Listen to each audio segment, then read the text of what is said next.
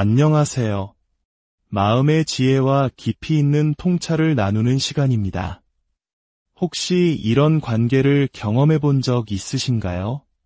함께 있을수록 내 에너지가 고갈되고 늘 불안하며 끊임없이 혼란스러워지는 관계.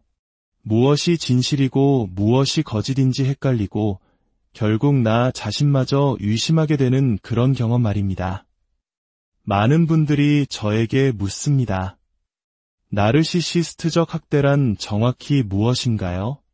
그리고 어떻게 거기서 벗어날 수 있나요? 이 질문에 간단명료하게 이것이 정답입니다.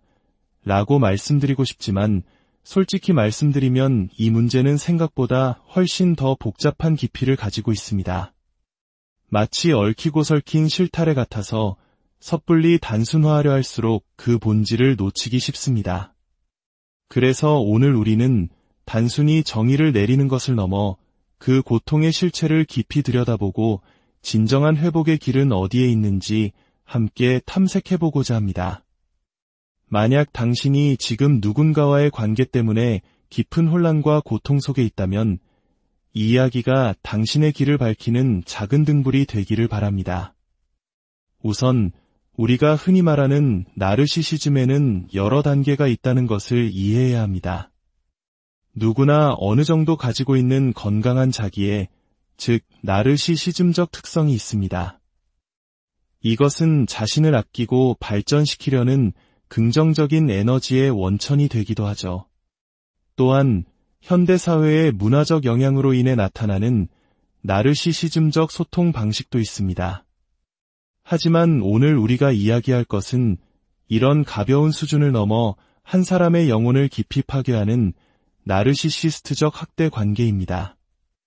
많은 분들이 제 파트너가 정말 나르시시스트가 맞는지 알고 싶어요 라고 절박하게 묻습니다. 저는 그분들에게 정신분석학적 용어나 복잡한 진단 기준을 나열하기 전에 먼저 이렇게 여쭙고 싶습니다. 잠깐만요. 그 사람에게 어떤 진단명이 붙는지를 알기 전에 지금 당신의 상태는 어떤가요? 그 관계가 당신을 불안하게 만들고 당혹스럽게 하고 끝없는 의문 속에서 길을 잃게 만들고 있지는 않나요? 마치 탐정이 된 것처럼 상대방의 말과 행동을 끊임없이 분석하고 조사하며 진실을 파헤치려 애쓰고 있지는 않으신가요? 만약 그렇다면 우리는 최소한 이렇게 말할 수 있습니다. 그것은 매우 유독한 관계입니다. 상대방이 내 앞에 앉아있지 않은 이상 제가 그 사람이 어떤 사람이라고 단정할 수는 없습니다. 중요한 것은 당신이 저에게 들려주는 당신의 경험, 당신의 감정입니다. 당신의 이야기를 들어보면 이 관계는 당신에게 깊은 상처를 주고 있습니다. 과거에도 여러 관계를 경험하셨을 겁니다. 어떤 관계는 좋았고 어떤 관계는 나빴으며 어떤 관계는 그저 자연스럽게 끝났을 수도 있죠. 모든 사람이 영원히 함께할 운명은 아니니까요. 하지만 지금 이 관계는 뭔가 다릅니다. 이전에는 느껴보지 못했던 종류의 당혹감을 안겨주고 당신을 끝없는 조사의 길로 내몰고 있습니다. 설명할 수 없는 일들이 너무나 많고 시간이 지날수록 당신의 자아는 점점 닳아 없어지는 기분일 겁니다. 스스로가 낯설게 느껴지고 무엇이 옳고 그른지 현실과 환상을 구분하기조차 힘들어집니다. 만약 이 설명이 당신의 이야기처럼 들린다면 친구여, 우리는 그 관계를 유독한 관계라고 부르는 것부터 시작할 수 있습니다. 여기서 중요한 것은 누구의 탓인가를 따지는 것이 아닙니다. 자책에서 시작하지 마십시오. 심리학적 분석에 앞서 철학적으로 접근해 봅시다. 두 사람이 만납니다. 각자는 자신의 이야기, 상처, 욕망, 두려움, 습관을 가지고 관계를 시작합니다. 이것은 지극히 정상적인 일입니다. 그리고 두 사람이 만나 관계라는 제3의 존재를 만들어냅니다. 만약 당신과 그 사람이 함께 만들어낸 그 관계라는 존재가 당신에게 끊임없이 고통을 준다면 당신은 그 관계를 떠날 충분한 이유를 가진 것입니다. 그 사람에게 나르시시스트 성격장애라는 희귀한 정신과적 진단명이 필요한 것이 아닙니다. 당신의 어린 시절 트라우마가 어땠든, 애착 유형이 어떻든 그 모든 복잡한 이유를 다 파헤치지 않아도 괜찮습니다. 지금 이 관계가 당신에게 도움이 되지 않는다는 사실, 그것만으로 충분합니다. 당신과 상대방이 각자 가져온 것들이 합쳐져 만들어진 그 관계가 당신의 자아를 손상시키고 당신을 불안하게 만들고 설명할 수 없는 의문들만 남긴다면 이제는 떠날 때라는 신호입니다. 틱톡이나 인스타그램에서 정신의학 박사학위를 따야만 이 관계를 떠날 수 있는 것이 아닙니다. 당신이 만든 그 관계가 당신을 안전하게 느끼게 해주지 않는다면, 당신의 진짜 모습을 보여주는 것이 두렵게 만든다면, 당신이 약한 모습을 보이는 것을 불안하게 만든다면 그것은 건강한 관계가 아닙니다. 특히 장기적인 관계를 원한다면 가장 중요한 핵심 가치는 바로 안정감입니다. 생각해 보십시오. 수십 년 동안 한 공간에서 삶의 대부분을 함께할 동반자를 찾고 있다면 그 시작이 혼란과 불안, 끝없는 다툼이어서는 안 됩니다. 물론 서로에게 매력을 느끼고 열정적인 사랑도 중요하겠죠. 하지만 진정으로 오래 지속되는 사랑의 토대는 안정감입니다. 두 사람 모두 서로에게 자신의 가장 연약한 모습을 보여줘도 괜찮다고 느낄 수 있는 안정감. 진정한 친밀감은 바로 이 연약함의 공유에서 시작되기 때문입니다. 연약함을 드러낼 수 없다면 아무리 화려한 육체적 관계를 맺는다 해도 그것은 진정한 친밀감이 아닙니다. 진정한 친밀감을 원한다면 연약함을 드러낼 용기가 필요하고, 연약함을 드러내려면 절대적인 안정감이 필요합니다. 즉, 모든 건강한 장기적 관계의 시작과 끝은 안정감입니다. 만약 상대방이 당신을 안전하게 느끼게 해주기는커녕 오히려 당신 스스로를 의심하게 만든다면 그곳에는 당신이 꿈꾸는 미래가 없을 가능성이 높습니다. 하지만 그럼에도 불구하고 나는 꼭 상대방이 나르시시스트 성격장애인지 아닌지 알아야겠습니다. 라고 생각하는 분들이 계실 겁니다. 아마도 그 편이 더 극적이고 내 고통을 명확하게 설명해줄 이름표가 필요하기 때문일지도 모릅니다. 좋습니다. 당신의 그 절박한 마음을 이해합니다. 그렇다면 이제 문화적으로 유행하는 나르시시즘 스타일이나 단순히 자기애가 강한 수준을 넘어 임상적인 성격장애로서의 나르시시즘의 핵심에 대해 이야기해 보겠습니다. 제가 지난 12년간 이 분야를 집중적으로 연구하며 얻은 통찰은 단순히 진단 매뉴얼의 항목들을 나열하는 것을 넘어섭니다. 핵심은 이것입니다. 현실로부터의 정신적 단절. 나르시시스트 성격장애를 가진 사람은 현실을 부정하고 현실에 저항하며 현실로부터 자신을 방어합니다. 그들은 현실을 차단하고 완고하며 현실을 직시하게 만들려는 사람에게 분노를 터뜨립니다. 왜냐하면 그들은 현실이라는 게임에 참여하고 있지 않기 때문입니다. 그들은 비현실, 즉 환상을 선택했습니다. 그들의 머릿속에는 현실은 나쁜 것, 환상은 좋은 것이라는 공식이 깊이 각인되어 있습니다. 이 설명이 당신이 겪고 있는 그 사람과 공명하기 시작하나요? 그들은 마치 어린아이처럼 아니야, 싫어, 라며 유치한 방어 기제를 사용합니다. 당신에게는 청구서를 지불할 책임이 있어요, 라는 현실을 들이밀면 그들은 분노하며 아니, 라고 외칩니다. 그리고 그 대신 스스로를 비현실적이고 과대하게 포장한 환상 속의 주인공으로 만듭니다. 요즘 젊은이들이 말하는 주인공 에너지와는 차원이 다릅니다. 그들은 스스로가 세상의 중심인 왕이나 공주라고 굳게 믿습니다. 모든 사람이 자신에게 주목하고 찬사를 보내야 하며 만약 누군가 잠시라도 관심을 거두면 어린아이처럼 발작하며 분노합니다. 그들은 자신에 대한 환상적인 이야기에 병적으로 집착하며 누군가 그 환상에 균열을 내려 하거나 그건 사실이 아니잖아 라고 지적하면 극심한 분노를 표출합니다. 겉으로 보이는 것은 분노와 좌절, 원망이지만 그들의 내면은 깊은 수치심과 불안으로 가득 차 있습니다. 당신은 그 사람에게서 현실을 부정하는 모습을 보았나요? 환상적이고 거짓된 자아상에 깊이 집착하는 모습을 보았나요? 그들은 자신의 삶, 업적, 스타일에 대해 끊임없이 거짓말을 합니다. 어쩌면 당신은 남자친구가 모든 것에 대해 거짓말을 해요와 같은 검색어로 이곳까지 오셨을지도 모릅니다. 맞습니다. 그들은 병적으로 거짓말을 하지만 그것은 더 큰 문제의 일부일 뿐입니다. 또한 그들은 당신을 통제하려 합니다. 당신의 행동뿐만 아니라 당신의 생각과 감정까지도 통제하려고 합니다. 만약 당신이 잘못된 행동을 하면 처벌받고 잘못된 생각을 하면 처벌받으며 잘못된 감정을 느끼면 처벌받습니다. 당신은 그 관계에서 동등한 인격체로 대우받고 있다고 느끼나요? 아니면 그들은 위에 있고 당신은 아래에 있는 주인과 노예 같은 역학관계 속에 있다고 느끼나요? 그들의 세계에서는 모든 것이 불평등합니다. 그들에게 허용되는 행동이 당신에게는 절대 허용되지 않습니다. 만약 당신이 그들과 똑같이 행동하면 그들은 미친 듯이 분노할 것입니다.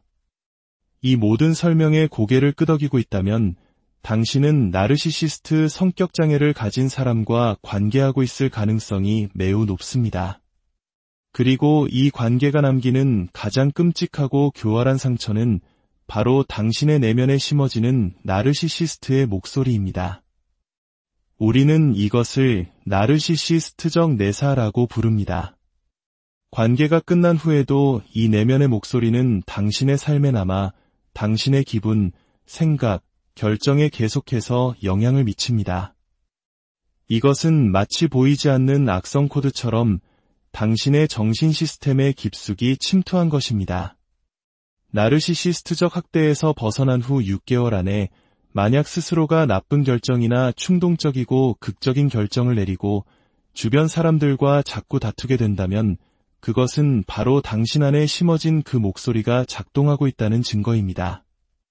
상담을 받으러 갔지만 오히려 상담사에게 화가 나고 관계를 망쳐버렸다면 그것 또한 그 내면의 목소리가 당신의 회복을 방해하고 있는 것일 수 있습니다. 그 내면의 목소리는 끊임없이 당신에게 속삭입니다. 그 사람에게 다시 연락해봐. 불 속으로 다시 손을 집어넣어 봐라고 말이죠. 반면 당신의 건강한 다른 부분들은 그러지 마. 그건 우리가 원하는 게 아니야 라고 외칩니다. 이 내면의 전쟁 속에서 당신의 가치관, 경계, 자존감은 가루가 되어버립니다. 나르시시스트적 학대는 당신의 현실 감각을 뿌리째 흔들어 놓습니다. 그들은 당신이 옳고 그름을 구분하지 못하길 바라고 현실과 환상을 혼동하길 바랍니다. 왜냐하면 그들 자신이 그렇기 때문입니다. 그들은 당신의 영혼을 도려내고 그 자리에 자기 자신을 채워넣어 당신을 자신의 꼭두각시 인형으로 만들려 합니다. 이런 끔찍한 경험 이후에 많은 사람들이 사회적 불안을 느끼고 스스로를 고립시킵니다. 세상에 저런 악마 같은 사람이 존재하다니 다른 사람들도 마찬가지 아닐까? 라는 생각에 사로잡히게 됩니다.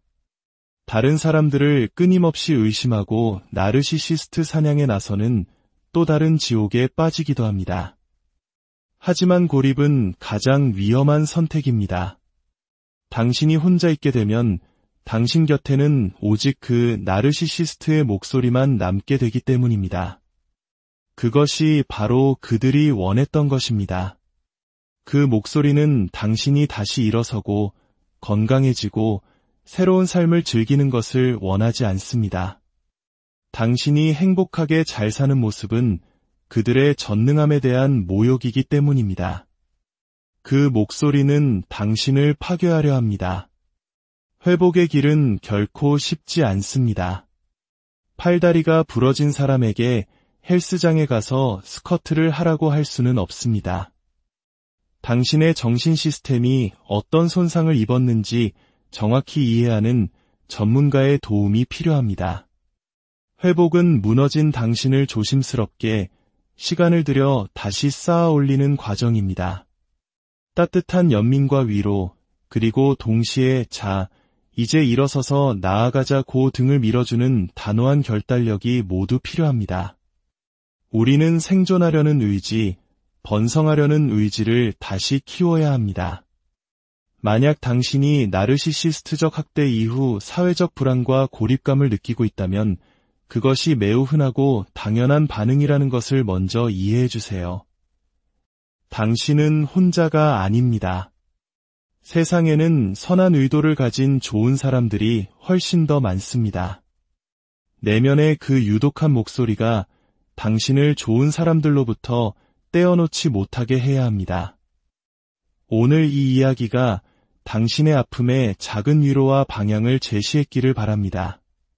한 번에 모든 것을 해결할 마법 같은 주문은 없지만 한 걸음씩 자신을 되찾아가는 여정은 분명히 가능합니다. 당신은 혼자가 아니라는 사실을 기억하십시오. 오늘 이야기가 마음에 깊은 울림을 주었다면 좋아요를 통해 공감과 지지를 표현해 주십시오. 그리고 구독을 통해 저희와 함께 마음의 힘을 키워가는 여정에 동참해 주세요. 당신의 작은 관심이 비슷한 어둠 속을 헤매는 또 다른 누군가에게는 희망의 빛이 될 수 있습니다.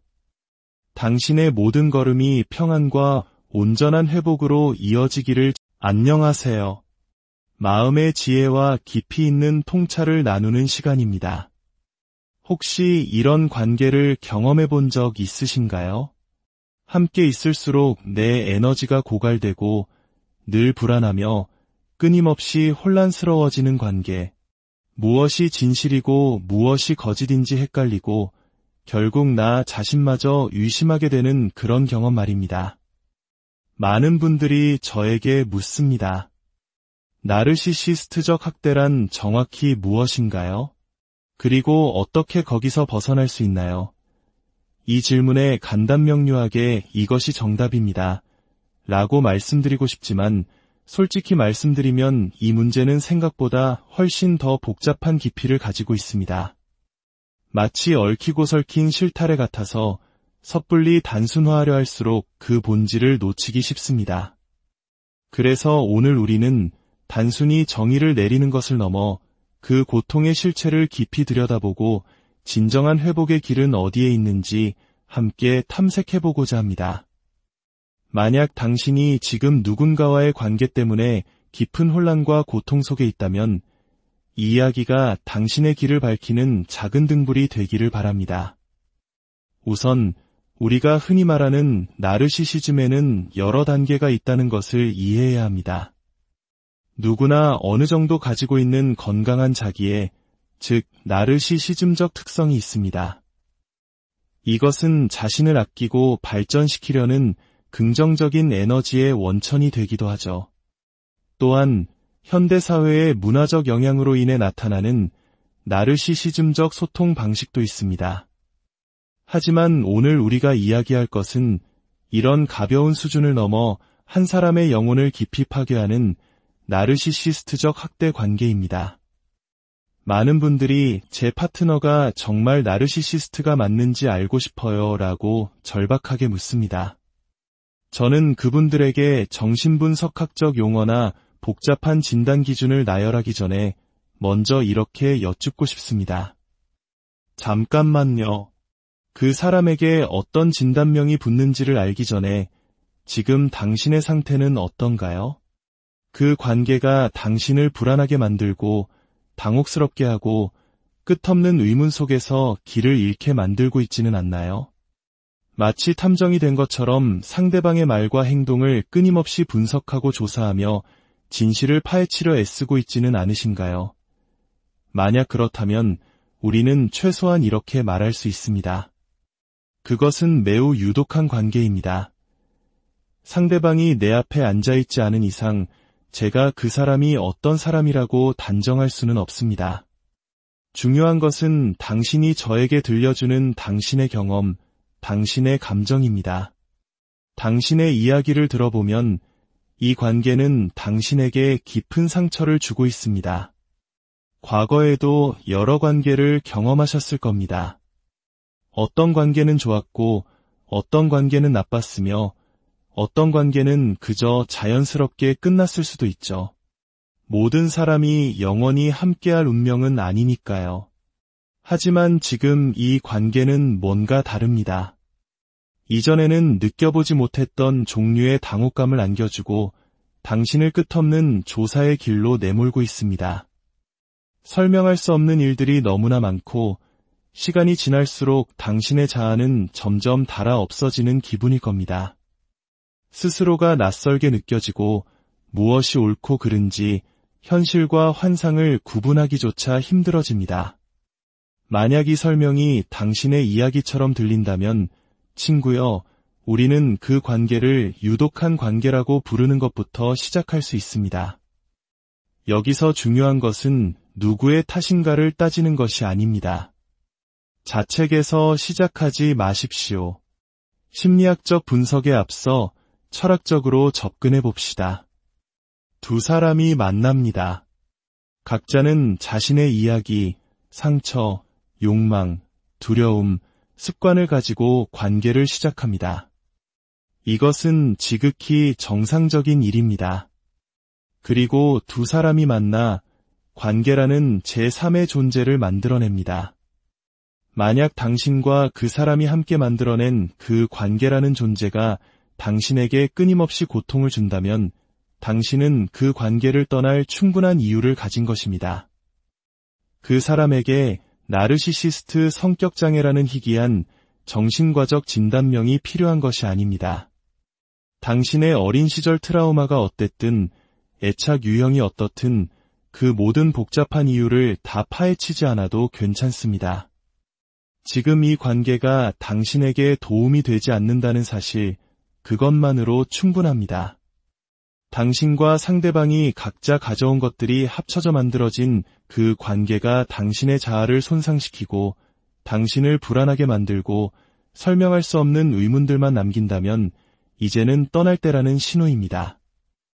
틱톡이나 인스타그램에서 정신의학 박사학위를 따야만 이 관계를 떠날 수 있는 것이 아닙니다. 당신이 만든 그 관계가 당신을 안전하게 느끼게 해주지 않는다면, 당신의 진짜 모습을 보여주는 것이 두렵게 만든다면, 당신이 약한 모습을 보이는 것을 불안하게 만든다면 그것은 건강한 관계가 아닙니다. 특히 장기적인 관계를 원한다면 가장 중요한 핵심 가치는 바로 안정감입니다. 생각해 보십시오. 수십 년 동안 한 공간에서 삶의 대부분을 함께할 동반자를 찾고 있다면 그 시작이 혼란과 불안, 끝없는 다툼이어서는 안 됩니다. 물론 서로에게 매력을 느끼고 열정적인 사랑도 중요하겠죠. 하지만 진정으로 오래 지속되는 사랑의 토대는 안정감입니다. 두 사람 모두 서로에게 자신의 가장 연약한 모습을 보여줘도 괜찮다고 느낄 수 있는 안정감. 진정한 친밀감은 바로 이 연약함의 공유에서 시작되기 때문입니다. 연약함을 드러낼 수 없다면 아무리 화려한 육체적 관계를 맺는다 해도 그것은 진정한 친밀감이 아닙니다. 진정한 친밀감을 원한다면 연약함을 드러낼 용기가 필요하고 연약함을 드러내려면 절대적인 안정감이 필요합니다. 즉, 모든 건강한 장기적 관계의 시작과 끝은 안정감입니다. 만약 상대방이 당신을 안전하게 느끼게 해주기는커녕 오히려 당신 스스로를 의심하게 만든다면 그곳에는 당신이 꿈꾸는 미래가 없을 가능성이 높습니다. 하지만 그럼에도 불구하고 나는 꼭 상대방이 나르시시스트 성격장애인지 아닌지 알아야겠습니다. 라고 생각하는 분들이 계실 겁니다. 아마도 그 편이 더 극적이고 내 고통을 명확하게 설명해줄 이름표가 필요하기 때문일지도 모릅니다. 좋습니다. 당신의 그 절박한 마음을 이해합니다. 그렇다면 이제 문화적으로 유행하는 나르시시즘 스타일이나 단순히 자기애가 강한 수준을 넘어 임상적인 성격장애로서의 나르시시즘의 핵심에 대해 이야기해 보겠습니다.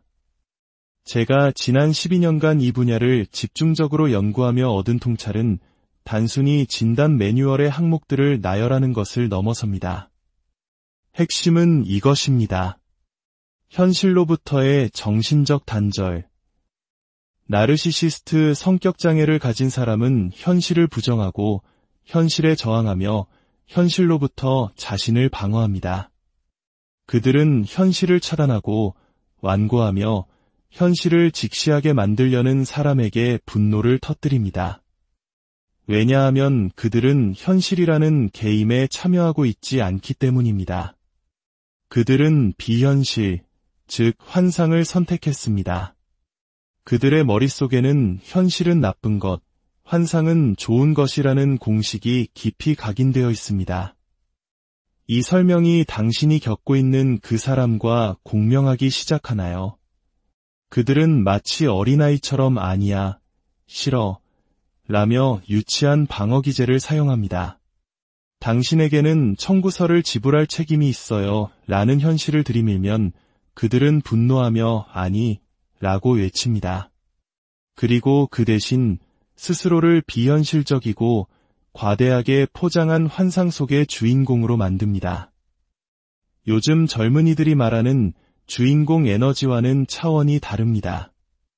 그들은 스스로가 세상의 중심인 왕이나 공주라고 굳게 믿습니다. 모든 사람이 자신에게 주목하고 찬사를 보내야 하며 만약 누군가 잠시라도 관심을 거두면 어린아이처럼 발작하며 분노합니다. 그들은 자신에 대한 환상적인 이야기에 병적으로 집착하며 누군가 그 환상의 균열을 내려 하거나 그건 사실이 아니잖아 라고 지적하면 극심한 분노를 표출합니다. 겉으로 보이는 것은 분노와 좌절, 원망이지만 그들의 내면은 깊은 수치심과 불안으로 가득 차 있습니다. 당신은 그 사람에게서 현실을 부정하는 모습을 보았나요? 환상적이고 거짓된 자아상에 깊이 집착하는 모습을 보았나요? 그들은 자신의 삶, 업적, 스타일에 대해 끊임없이 거짓말을 합니다. 어쩌면 당신은 남자친구가 모든 것에 대해 거짓말을 해요와 같은 검색어로 이곳까지 오셨을지도 모릅니다. 맞습니다. 그들은 병적으로 거짓말을 하지만 그것은 더 큰 문제의 일부일 뿐입니다. 또한 그들은 당신을 통제하려 합니다. 당신의 행동뿐만 아니라 당신의 생각과 감정까지도 통제하려고 합니다. 만약 당신이 잘못된 행동을 하면 처벌받고 잘못된 생각을 하면 처벌받으며 잘못된 감정을 느끼면 처벌받습니다. 당신은 그 관계에서 동등한 인격체로 대우받고 있다고 느끼나요? 아니면 그들은 위에 있고 당신은 아래에 있는 주인과 노예 같은 역학관계 속에 있다고 느끼나요? 그들의 세계에서는 모든 것이 불평등합니다. 그들에게 허용되는 행동이 당신에게는 절대 허용되지 않습니다. 만약 당신이 그들과 똑같이 행동하면 그들은 미친 듯이 분노할 것입니다. 이 모든 설명에 고개를 끄덕이고 있다면 당신은 나르시시스트 성격장애를 가진 사람과 관계하고 있을 가능성이 매우 높습니다. 그리고 이 관계가 남기는 가장 끔찍하고 교활한 상처는 바로 당신의 내면에 심어지는 나르시시스트의 목소리입니다. 우리는 이것을 나르시시스트적 내사라고 부릅니다. 관계가 끝난 후에도 이 내면의 목소리는 당신의 삶에 남아 당신의 기분, 생각, 결정에 계속해서 영향을 미칩니다. 이것은 마치 보이지 않는 악성 코드처럼 당신의 정신 시스템에 깊숙이 침투한 것입니다.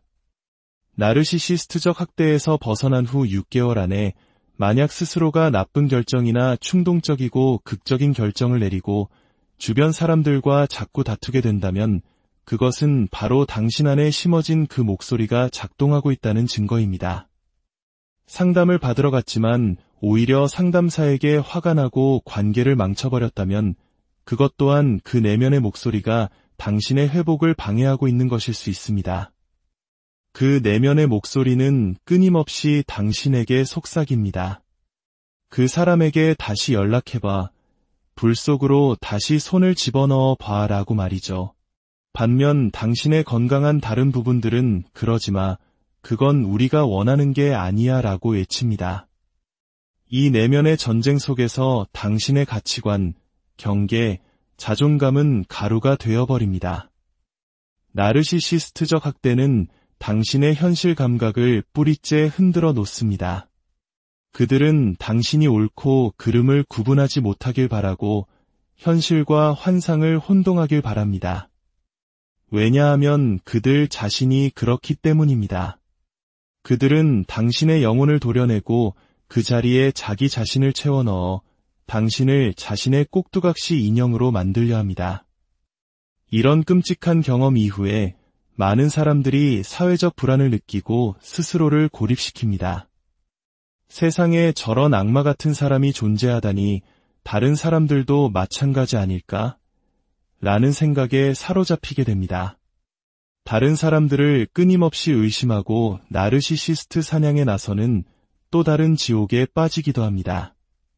하지만 고립은 가장 위험한 선택입니다. 당신이 혼자 있게 되면 당신 곁에는 오직 그 나르시시스트의 목소리만 남게 되기 때문입니다. 그것이 바로 그들이 원했던 것입니다.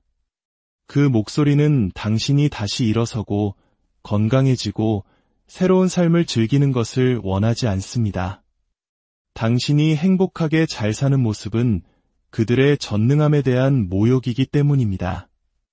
그 목소리는 당신을 파괴하려 합니다. 회복의 길은 결코 쉽지 않습니다. 팔다리가 부러진 사람에게 헬스장에 가서 스쿼트를 하라고 할 수는 없습니다. 당신의 정신 시스템이 어떤 손상을 입었는지 정확히 이해하는 전문가의 도움이 필요합니다. 회복은 무너진 당신을 조심스럽게 시간을 들여 다시 쌓아 올리는 과정입니다. 따뜻한 연민과 위로, 그리고 동시에 이제 일어서서 나아가자고 등을 밀어주는 단호한 결단력이 모두 필요합니다. 우리는 생존하려는 의지, 번성하려는 의지를 다시 키워야 합니다.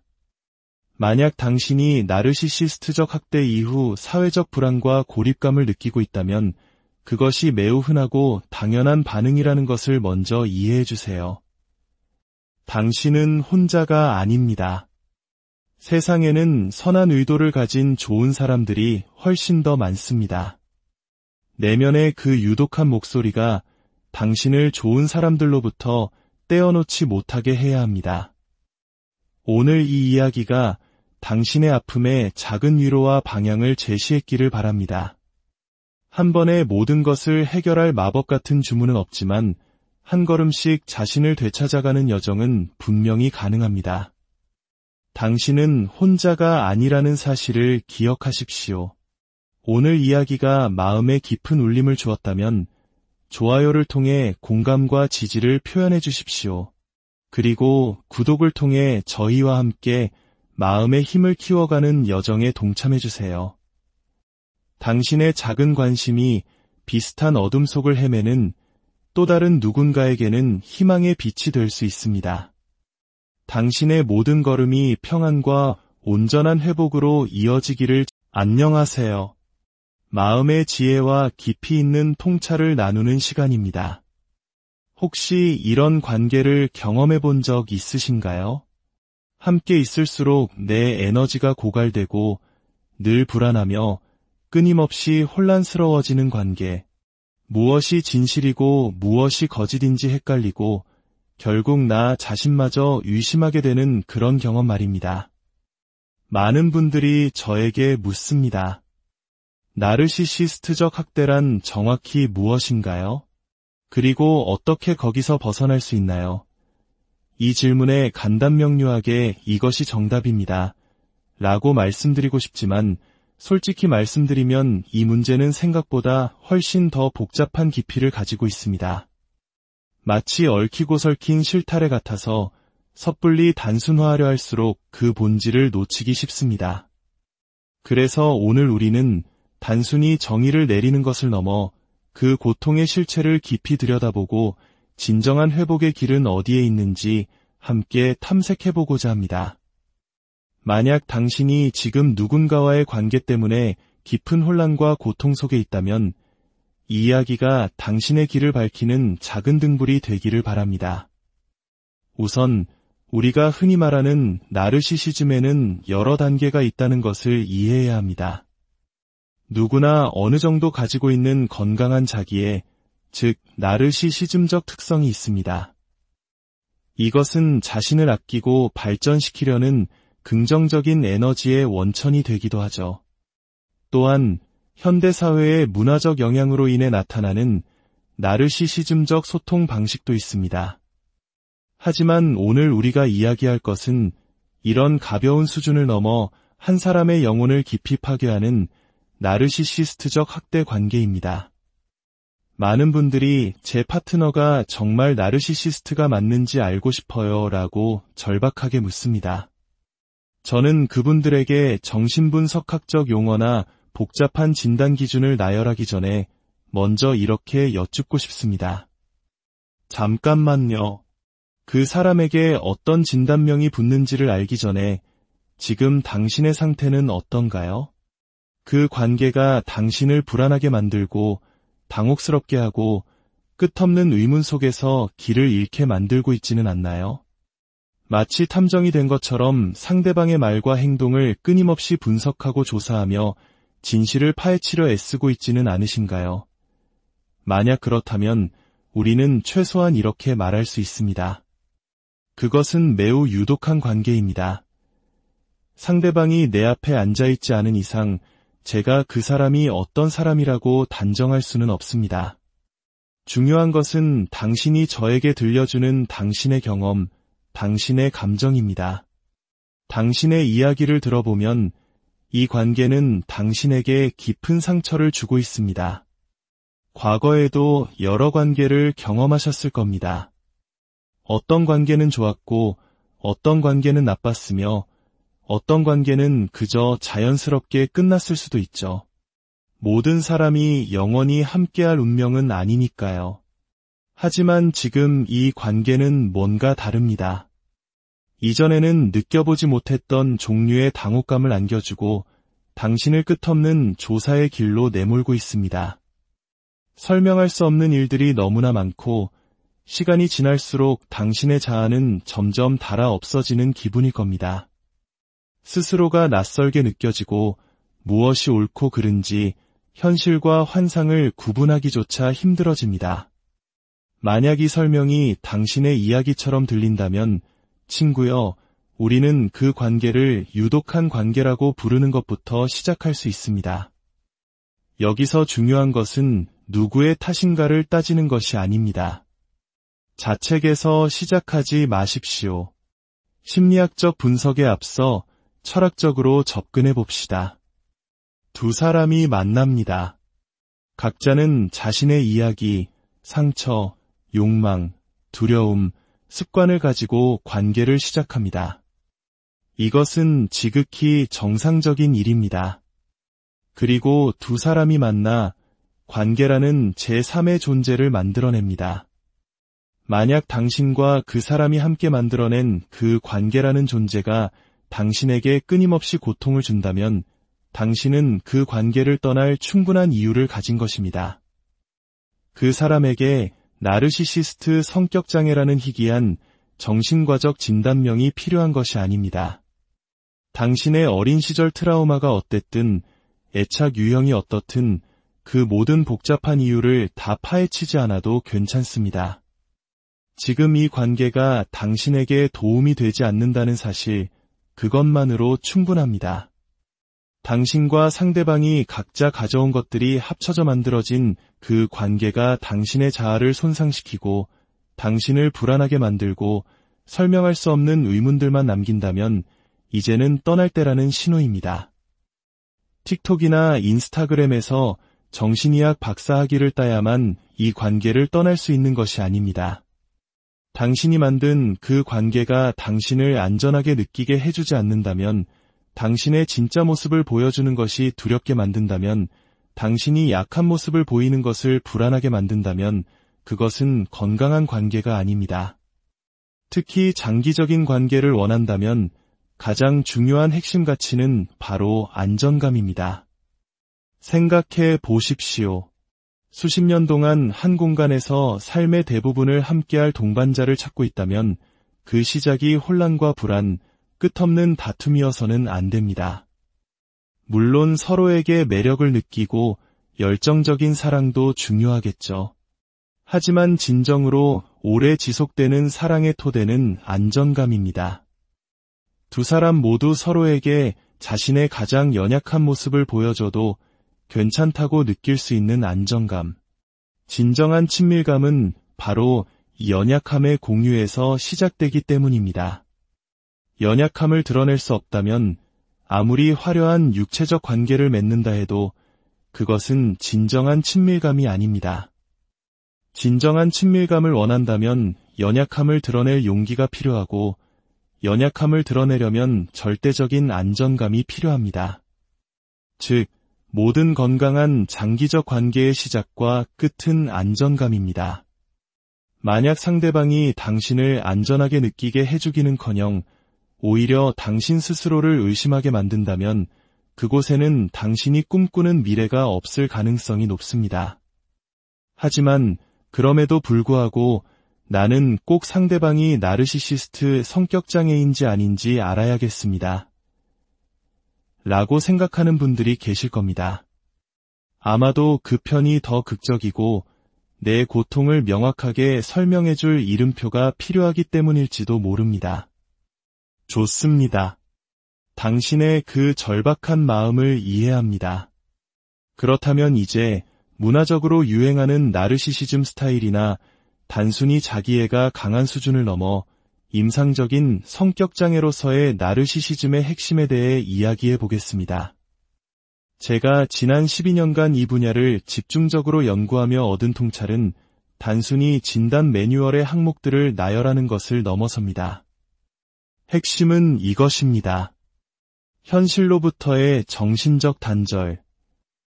나르시시스트 성격장애를 가진 사람은 현실을 부정하고 현실에 저항하며 현실로부터 자신을 방어합니다. 그들은 현실을 차단하고 완고하며 현실을 직시하게 만들려는 사람에게 분노를 터뜨립니다. 왜냐하면 그들은 현실이라는 게임에 참여하고 있지 않기 때문입니다. 그들은 비현실, 즉 환상을 선택했습니다.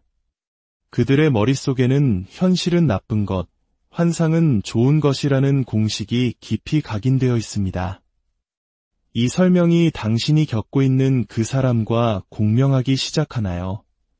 그들은 마치 어린아이처럼 아니야, 싫어, 라며 유치한 방어 기제를 사용합니다. 당신에게는 청구서를 지불할 책임이 있어요, 라는 현실을 들이밀면 그들은 분노하며 아니, 라고 외칩니다. 그리고 그 대신 스스로를 비현실적이고 과대하게 포장한 환상 속의 주인공으로 만듭니다. 요즘 젊은이들이 말하는 주인공 에너지와는 차원이 다릅니다. 그들은 스스로가 세상의 중심인 왕이나 공주라고 굳게 믿습니다. 모든 사람이 자신에게 주목하고 찬사를 보내야 하며 만약 누군가 잠시라도 관심을 거두면 어린아이처럼 발작하며 분노합니다. 그들은 자신에 대한 환상적인 이야기에 병적으로 집착하며 누군가 그 환상의 균열을 내려하거나 그건 사실이 아니잖아 라고 지적하면 극심한 분노를 표출합니다. 겉으로 보이는 것은 분노와 좌절, 원망이지만 그들의 내면은 깊은 수치심과 불안으로 가득 차 있습니다. 당신은 그 사람에게서 현실을 부정하는 모습을 보았나요? 환상적이고 거짓된 자아상에 깊이 집착하는 모습을 보았나요? 그들은 자신의 삶, 업적, 스타일에 대해 끊임없이 거짓말을 합니다. 어쩌면 당신은 남자친구가 모든 것에 대해 거짓말을 해요와 같은 검색어로 이곳까지 오셨을지도 모릅니다. 맞습니다. 그들은 병적으로 거짓말을 하지만 그것은 더 큰 문제의 일부일 뿐입니다. 또한 그들은 당신을 통제하려 합니다. 당신의 행동뿐만 아니라 당신의 생각과 감정까지도 통제하려고 합니다. 만약 당신이 잘못된 행동을 하면 처벌받고 잘못된 생각을 하면 처벌받으며 잘못된 감정을 느끼면 처벌받습니다. 당신은 그 관계에서 동등한 인격체로 대우받고 있다고 느끼나요? 아니면 그들은 위에 있고 당신은 아래에 있는 주인과 노예 같은 역학관계 속에 있다고 느끼나요? 그들의 세계에서는 모든 것이 불평등합니다. 그들에게 허용되는 행동이 당신에게는 절대 허용되지 않습니다. 만약 당신이 그들과 똑같이 행동하면 그들은 미친 듯이 분노할 것입니다. 이 모든 설명에 고개를 끄덕이고 있다면 당신은 나르시시스트 성격장애를 가진 사람과 관계하고 있을 가능성이 매우 높습니다. 그리고 이 관계가 남기는 가장 끔찍하고 교활한 상처는 바로 당신의 내면에 심어지는 나르시시스트의 목소리입니다. 우리는 이것을 나르시시스트적 내사라고 부릅니다. 관계가 끝난 후에도 이 내면의 목소리는 당신의 삶에 남아 당신의 기분, 생각, 결정에 계속해서 영향을 미칩니다. 이것은 마치 보이지 않는 악성 코드처럼 당신의 정신 시스템에 깊숙이 침투한 것입니다. 나르시시스트적 학대에서 벗어난 후 6개월 안에 만약 스스로가 나쁜 결정이나 충동적이고 극적인 결정을 내리고 주변 사람들과 자꾸 다투게 된다면 그것은 바로 당신 안에 심어진 그 목소리가 작동하고 있다는 증거입니다. 상담을 받으러 갔지만 오히려 상담사에게 화가 나고 관계를 망쳐버렸다면 그것 또한 그 내면의 목소리가 당신의 회복을 방해하고 있는 것일 수 있습니다. 그 내면의 목소리는 끊임없이 당신에게 속삭입니다.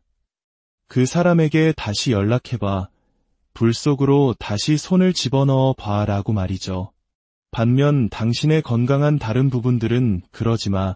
그건 우리가 원하는 게 아니야 라고 외칩니다. 이 내면의 전쟁 속에서 당신의 가치관, 경계, 자존감은 가루가 되어버립니다. 나르시시스트적 학대는 당신의 현실 감각을 뿌리째 흔들어 놓습니다. 그들은 당신이 옳고 그름을 구분하지 못하길 바라고 현실과 환상을 혼동하길 바랍니다. 왜냐하면 그들 자신이 그렇기 때문입니다. 그들은 당신의 영혼을 도려내고 그 자리에 자기 자신을 채워넣어 당신을 자신의 꼭두각시 인형으로 만들려 합니다. 이런 끔찍한 경험 이후에 많은 사람들이 사회적 불안을 느끼고 스스로를 고립시킵니다. 세상에 저런 악마 같은 사람이 존재하다니 다른 사람들도 마찬가지 아닐까? 라는 생각에 사로잡히게 됩니다. 다른 사람들을 끊임없이 의심하고 나르시시스트 사냥에 나서는 또 다른 지옥에 빠지기도 합니다. 하지만 고립은 가장 위험한 선택입니다. 당신이 혼자 있게 되면 당신 곁에는 오직 그 나르시시스트의 목소리만 남게 되기 때문입니다. 그것이 바로 그들이 원했던 것입니다. 그 목소리는 당신이 다시 일어서고 건강해지고 새로운 삶을 즐기는 것을 원하지 않습니다. 당신이 행복하게 잘 사는 모습은 그들의 전능함에 대한 모욕이기 때문입니다. 그 목소리는 당신을 파괴하려 합니다. 회복의 길은 결코 쉽지 않습니다. 팔다리가 부러진 사람에게 헬스장에 가서 스쿼트를 하라고 할 수는 없습니다. 당신의 정신 시스템이 어떤 손상을 입었는지 정확히 이해하는 전문가의 도움이 필요합니다. 회복은 무너진 당신을 조심스럽게 시간을 들여 다시 쌓아 올리는 과정입니다. 따뜻한 연민과 위로, 그리고 동시에 이제 일어서서 나아가자고 등을 밀어주는 단호한 결단력이 모두 필요합니다. 우리는 생존하려는 의지, 번성하려는 의지를 다시 키워야 합니다.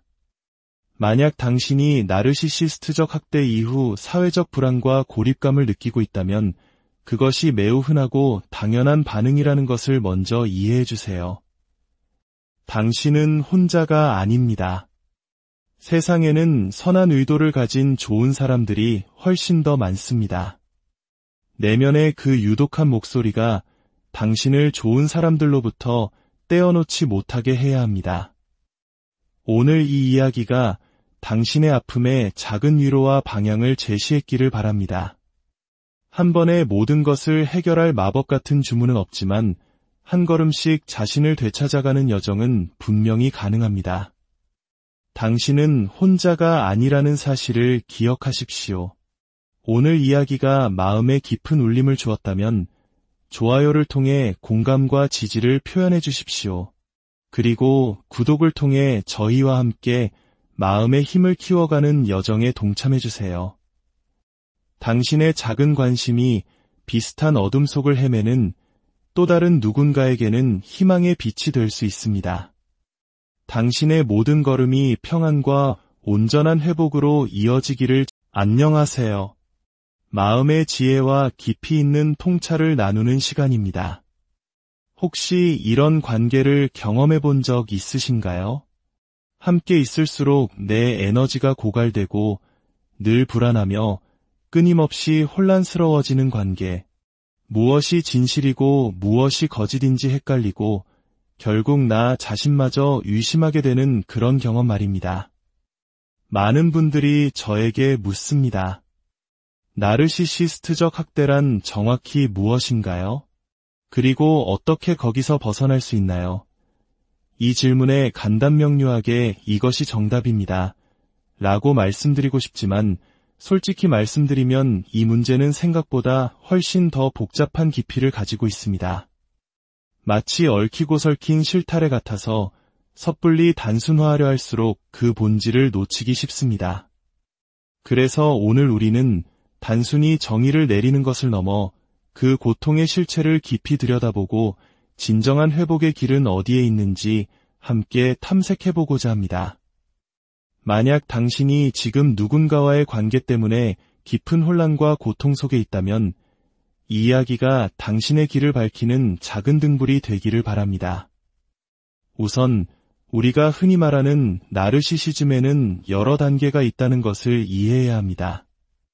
누구나 어느 정도 가지고 있는 건강한 자기애, 즉 나르시시즘적 특성이 있습니다. 이것은 자신을 아끼고 발전시키려는 긍정적인 에너지의 원천이 되기도 하죠. 또한 현대사회의 문화적 영향으로 인해 나타나는 나르시시즘적 소통 방식도 있습니다. 하지만 오늘 우리가 이야기할 것은 이런 가벼운 수준을 넘어 한 사람의 영혼을 깊이 파괴하는 나르시시스트적 학대 관계입니다. 많은 분들이 제 파트너가 정말 나르시시스트가 맞는지 알고 싶어요 라고 절박하게 묻습니다. 저는 그분들에게 정신분석학적 용어나 복잡한 진단 기준을 나열하기 전에 먼저 이렇게 여쭙고 싶습니다. 잠깐만요. 그 사람에게 어떤 진단명이 붙는지를 알기 전에 지금 당신의 상태는 어떤가요? 그 관계가 당신을 불안하게 만들고 당혹스럽게 하고 끝없는 의문 속에서 길을 잃게 만들고 있지는 않나요? 마치 탐정이 된 것처럼 상대방의 말과 행동을 끊임없이 분석하고 조사하며 진실을 파헤치려 애쓰고 있지는 않으신가요? 만약 그렇다면 우리는 최소한 이렇게 말할 수 있습니다. 그것은 매우 유독한 관계입니다. 상대방이 내 앞에 앉아있지 않은 이상 제가 그 사람이 어떤 사람이라고 단정할 수는 없습니다. 중요한 것은 당신이 저에게 들려주는 당신의 경험, 당신의 감정입니다. 당신의 이야기를 들어보면 이 관계는 당신에게 깊은 상처를 주고 있습니다. 과거에도 여러 관계를 경험하셨을 겁니다. 어떤 관계는 좋았고 어떤 관계는 나빴으며 어떤 관계는 그저 자연스럽게 끝났을 수도 있죠. 모든 사람이 영원히 함께할 운명은 아니니까요.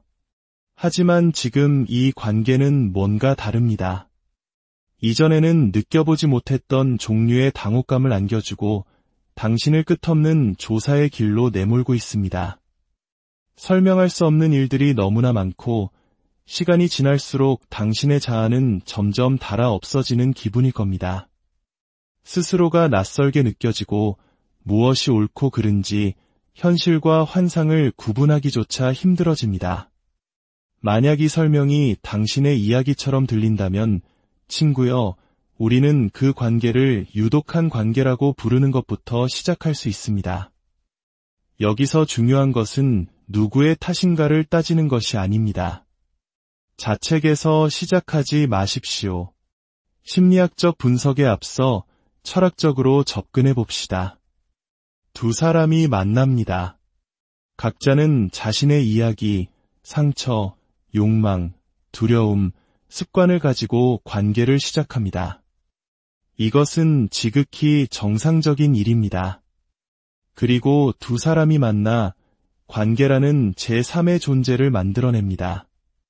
만약 당신과 그 사람이 함께 만들어낸 그 관계라는 존재가 당신에게 끊임없이 고통을 준다면 당신은 그 관계를 떠날 충분한 이유를 가진 것입니다.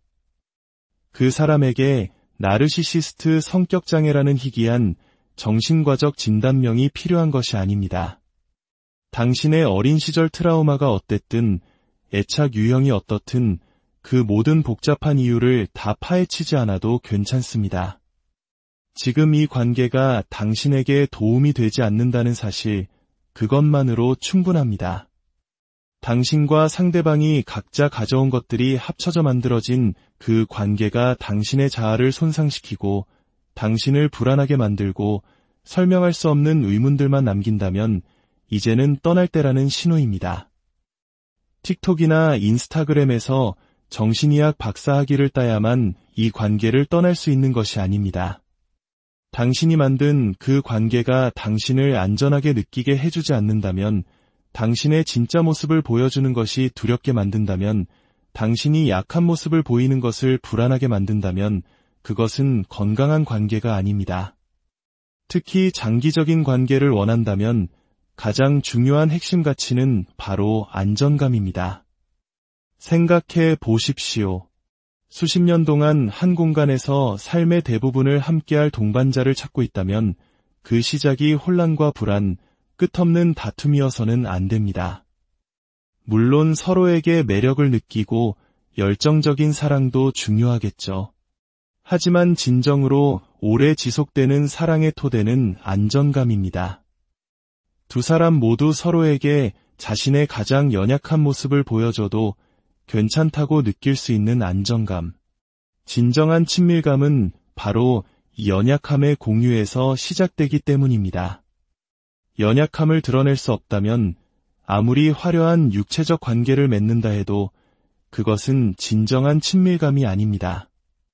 진정한 친밀감을 원한다면 연약함을 드러낼 용기가 필요하고, 연약함을 드러내려면 절대적인 안정감이 필요합니다. 즉, 모든 건강한 장기적 관계의 시작과 끝은 안정감입니다. 만약 상대방이 당신을 안전하게 느끼게 해주기는커녕 오히려 당신 스스로를 의심하게 만든다면 그곳에는 당신이 꿈꾸는 미래가 없을 가능성이 높습니다. 하지만 그럼에도 불구하고 나는 꼭 상대방이 나르시시스트 성격장애인지 아닌지 알아야겠습니다. 라고 생각하는 분들이 계실 겁니다. 아마도 그 편이 더 극적이고 내 고통을 명확하게 설명해줄 이름표가 필요하기 때문일지도 모릅니다. 좋습니다. 당신의 그 절박한 마음을 이해합니다. 그렇다면 이제 문화적으로 유행하는 나르시시즘 스타일이나 단순히 자기애가 강한 수준을 넘어 임상적인 성격장애로서의 나르시시즘의 핵심에 대해 이야기해 보겠습니다. 제가 지난 12년간 이 분야를 집중적으로 연구하며 얻은 통찰은 단순히 진단 매뉴얼의 항목들을 나열하는 것을 넘어섭니다. 핵심은 이것입니다. 현실로부터의 정신적 단절. 나르시시스트 성격장애를 가진 사람은 현실을 부정하고 현실에 저항하며 현실로부터 자신을 방어합니다. 그들은 현실을 차단하고 완고하며 현실을 직시하게 만들려는 사람에게 분노